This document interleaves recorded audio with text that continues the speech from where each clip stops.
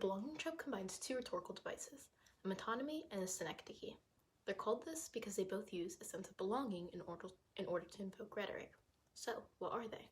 A metonymy takes a characteristic, container, action, sign, material, or quality, and makes it stand for the whole deal.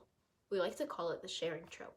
For example, someone might say, "He took to the bottle," instead of saying, "He became an alcoholic." We make the bottle stand for the alcohol inside it, and the alcohol stands for the disease. A metonymy has a lot of potential.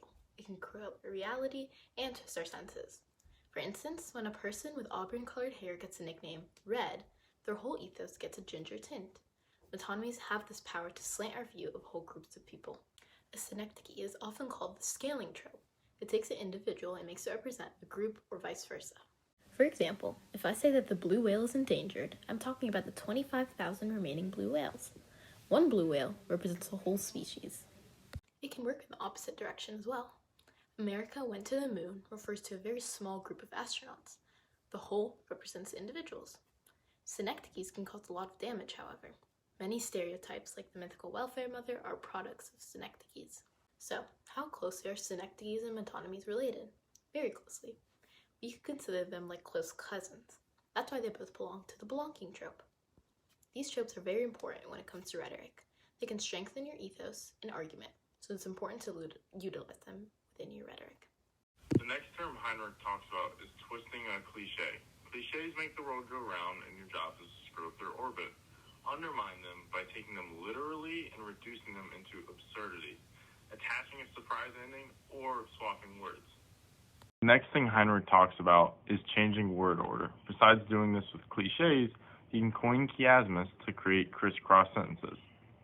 The next thing that Heinrich talks about is weighing both sides. The either-or figure offers a choice usually with an obvious answer. The contrasting figure can be more even-handed, and because of this, Heinrich recommends this strategy. Next up, Heinrich talks about correcting yourself, and specifically editing out loud. He says that correcting yourself mid-sentence can amplify your argument while you're seeming fair and accurate. Turning the volume down is also known as a leitity. It's in which an affirmative expresses by the negative of its contrary, also known as when you use a negative word in order to express that something is positive. An example is, "That wasn't half bad." Using the phrase half bad is typically used as a negative.